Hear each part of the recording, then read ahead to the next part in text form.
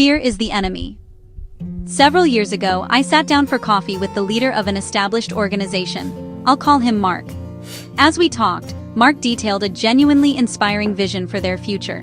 I asked, "So, what are your next steps to create this vision?"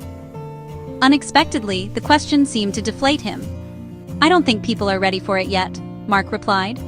He explained how many of their people were married to the status quo and how they might lose engagement if he initiated change.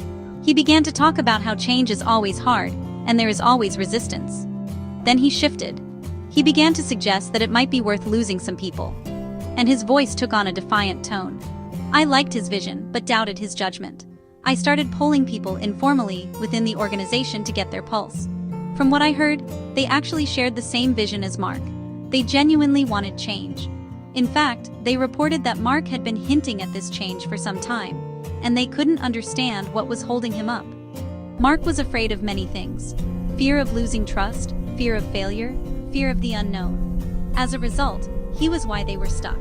Instead of recognizing or owning that it was his stuff that was holding them back, he blamed others. This is a common leadership struggle. Mark is not a bad guy, but he is wrestling with fear. Most leaders struggle with fear. What will happen if I do X? Am I succeeding enough? Will I lose approval? Am I making the wrong decision? Am I afraid of difficult conversations? Fear is one of the most formidable enemies that any leader will face. It is what prevents us from taking advantage of opportunities, making timely changes, or receiving assistance. It is what builds the towers of isolation that many leaders find themselves trapped within. There are three main categories of fear that will confront a leader. 1. Fear of the unknown. This is the same fear that we had as children. The fear of what went bump in the night. We don't know what's there, but we fear horrible things. Antidote. Turn the light on. Get accurate and current information. Solicit feedback from a wide variety of sources. Successful leaders identify their fears and ensure they have adequate information to know what they are actually facing.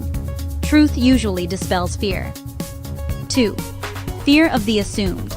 This is similar to the fear of the unknown. The difference is the fear of the assumed means that the leader has created a vivid story that fills in the blanks of the unknown. This is actually more crippling than fear of the unknown because leaders believe they actually do know. I hear these stories nearly every day. They are incredibly detailed and usually have little basis in reality. Leaders assume that confronting a staff performance issue will end in tears. We assume that change will be resisted. We assume that no one will support us. Leaders can also assume they know what others think, feel, and believe. Antidote.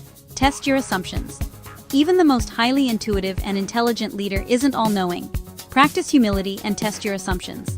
Identify the stories you tell yourself. Verify their accuracy as best as you can. 3. Fear of verified reality. This is the least common cause for fear. It is different than fear of the unknown. Here we've turned the light on, and there is, in fact, a monster under the bed. It is different from the fear of the assumed because we have real evidence that the monster is real. Antidote. Preparation. Preparation is the best way to face genuine challenges. Don't wait for a problem to emerge. I once worked in international disaster relief. I primarily worked in conflict zones. Giving into flight, fight, or freeze responses could easily get someone hurt or killed. We needed to be prepared for the reasonably expected as well as the unexpected. For the reasonably expected, regularly examine your environment and determine what new threats or challenges you might need to prepare for and which are no longer relevant. Make basic preparations that will get your team or organization to a place of basic security. This might mean building a financial reserve or forging agreements with partner organizations or improving leadership skills across the organization. For the unexpected, practice and maintain good communication with your team. Create and maintain a healthy, responsive organization. Stay aware of your environment and correct organizational myopia. Maintain financial and goodwill reserves to draw from. Goodwill reserves are favors that you can count on from others when you are in need. Familiarize yourself with the typically unused resources that your team has to offer. Identify and be willing to use resources external to your organization. Avoid operating in isolation. Effective leadership requires courage. Sometimes, the most difficult leadership challenges have more to do with facing down the imagined stories we believe. Whatever these stories actually do for us, they aren't helping us be more effective leaders. Begin to face your fears.